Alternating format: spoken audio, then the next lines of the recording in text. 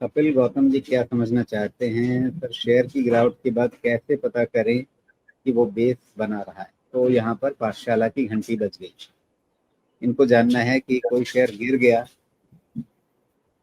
मतलब ऊपर से काफी गिर गया, तो बेस बना या नहीं बना, ये कैसे तय करते हैं। देखिए, कोई भी शेयर गिर गया ना, तो उसके बाद आपको उसके इंडिकेटर्स और पैटर्न दोनों को साथ में एसेस करना होगा।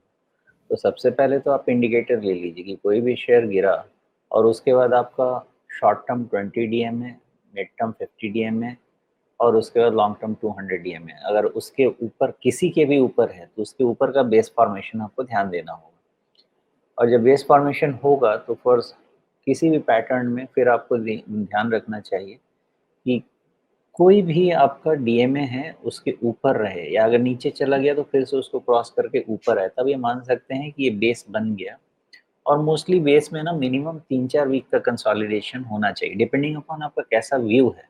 अब बेस तो आवरली चार्ट में भी बनता है, बेस डेली में भी बनता है, बेस वीकली में भी बनता है। तो स्टेबल कितना स्टेबल है, अगर 3 से 4 वीक वाला होता है तो वो ज़्यादा अच्छा बेस रहता है।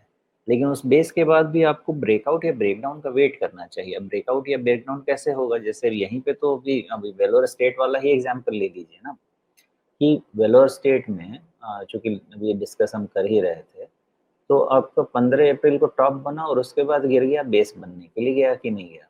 तो बेस कैसे आप डिफाइन कर सकते हैं, इसके बाद देखिए ये निकल के आया 200 डीएमए के ऊपर क्लोज हुआ, 200 डीएमए के ऊपर क्लोज हुआ। तो एक आप कह सकते हैं कि अब ये जो 160 रुपए वाला प्लेस है वो बेस है, जब तक टूट नहीं जाता तब तक बेस है। लेकिन ये बेस कब तक के लिए है, 195 197 के लिए ही है। इसके ऊपर जब तक नहीं निकलेगा, यहाँ पे नया आपका रेसिस्टेंस बना हुआ है। तो वो बेस की वैलिडिटी कैसे आइडेंटिफाई करेंगे, एक रेसिस्टेंस क्रॉस हो या पैरामीटर क्रॉस हो। 200 डीएमए क्रॉस हो गया तो आपका 197 तक जाने का रास्ता क्लियर हो गया, और बेस कहाँ हो गया, 160 का हो गया। अब 197 किसी दिन ये क्लियर कर लेगा, उसके ऊपर क्लोज ले लेगा, तो फिर एक नया बेस बनेगा। बेस हो सकता है कि 160 का ही रह जाए, या अगर आप बहुत ही कंजर्वेटिव इन्वेस्टर हैं तो फिर जहां से पैटर्न का नया ट्रेंड शुरू हुआ है विच इज अराउंड 175, वहां पे बेस हो जाएगा, अपने ट्रेलिंग स्टॉप लॉस जो आप बोलते हैं। तो बेस करेक्शन के बाद कितने दिन का कंसोलिडेशन है और उसके बाद कितने रेसिस्टेंस या कितने तरह के पैरामीटर को कॉन्कर कर पाता है, उसके बेसिस पे डिसाइड होगा कि बेस कैसे बनेगा या नहीं बनेगा। अब इसी चीज को थोड़ा सा, इसी चार्ट को थोड़ा सा पीछे पीछे जाके देखिए, ये जो मैंने 160 वाली बात की वो आपको कैसे समझना है। तो एक आपको 13-14 नवंबर के आसपास भी इसने 2024 को इसने बेस बनाया था, 13-14 नवंबर के आसपास, ठीक है। अब ये बेस वैलिड है क्या, अब इसको आप इन दी हाइंडसाइट देखेंगे तो यस, ऑन 27 ऑफ नवंबर ये 20 डीएमए के ऊपर निकल गया, ठीक है।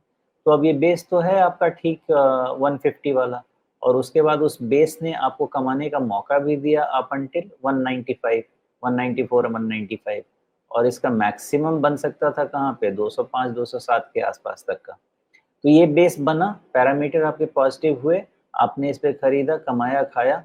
उसके बाद फिर अगर वहां नहीं निकले तो जिस दिन ये बेस टूट गया, खत्म, वहां पे ट्रेंड खत्म, बेस खत्म। अब ये बेस फेल होने के लिए, बेस फेल हुआ तो आप देखें, एक बार ये बेस फेल हुआ उसके बाद आप ये गिर के फिर नया बेस इसने 115 के आसपास बनाया। तो इस तरह का ही आपको निकाल के समझना होगा, और इसी एनालिसिस को आपको फिर एक्स्ट्रापोलेट करना होगा। अभी लेटेस्ट जो मैंने 160 वाले में बताया कि यहाँ पे एक बेस दिख रहा है, क्यों दिख रहा है, क्योंकि यहाँ से रिकवरी हो गई, 200 डीएमए हो गया, 20 डीएमए हो गया, दोनों हो गया। रिजल्ट का तो भगवान ही मालिक रहेगा ऐसे ऐसे कंपनीज का, लेकिन जब तक अब 160 का बेस है तब तक ये 195 निकलने के चांसेस इसके रहेंगे। लेकिन जो एक बारी उस बेस पे कमाना था वो तो हो गया ना, अब दूसरा कमाना 195 के क्लोज के ऊपर ही बनता है, उसके पहले आप नहीं कर सकते क्योंकि रेसिस्टेंस है, but still your base is 160, वही बेस है उसका। नया बेस जब वो निकल जाएगा 195 196 के ऊपर क्लोज, तब फिर नया बेस आइडेंटिफाई कर सकते हैं। क्या हो सकता है नया बेस, 20 डीएमए नया बेस हो सकता है। तो इस तरह से आपको आइडेंटिफाई करना पड़ेगा कि स्टॉक टाइम फ्रेम में, किस टाइम फ्रेम में, 5 मिनट के, 15 मिनट, 1 मिनट के, 5 मिनट के, 15 मिनट के, 1 घंटे की, 1 दिन, वीकली, मंथली, क्वार्टरली, ईयरली, इस टाइम फ्रेम पे बेस बनते हैं। जितना लंबा टाइम फ्रेम का बेस रहेगा उतना लंबा फिर आपके प्रोजेक्शंस भी जाएंगे, अप और डाउन दोनों साइड। जी, तो किस तरह से बेस को समझा जाए? बेस मतलब आधार कहाँ पर? आधार का मतलब क्या होता है किसी भी संरचना में कि भाई उसके नीचे अब और जाने की गुंजाइश नहीं बची है। लेकिन अभी जैसे सोमेश जी ने बताया कि अलग अलग टाइम फ्रेम पे देखेंगे तो एक छोटे टाइम फ्रेम पे हो सकता है कहीं एक आधार दिखे, लेकिन जैसे ही टाइम फ्रेम बड़ा करेंगे तो हो सकता है कि वो आधार टूटने के बाद आपको नया नीचे का कोई बेस दिखे। आप कई मंजिलों वाली संरचना के रूप में ले लीजिए कि भाई आप फोर्थ फ्लोर पे हैं तो आपके लिए बेस क्या है? थर्ड फ्लोर वाली छत है। जब तक उसके ऊपर आप बने हुए हैं तब तक वो छत मजबूत है। उससे गिर गए फिसल गए कभी तो फिर सेकेंड फ्लोर, इस तरह से आप समझ सकते हैं।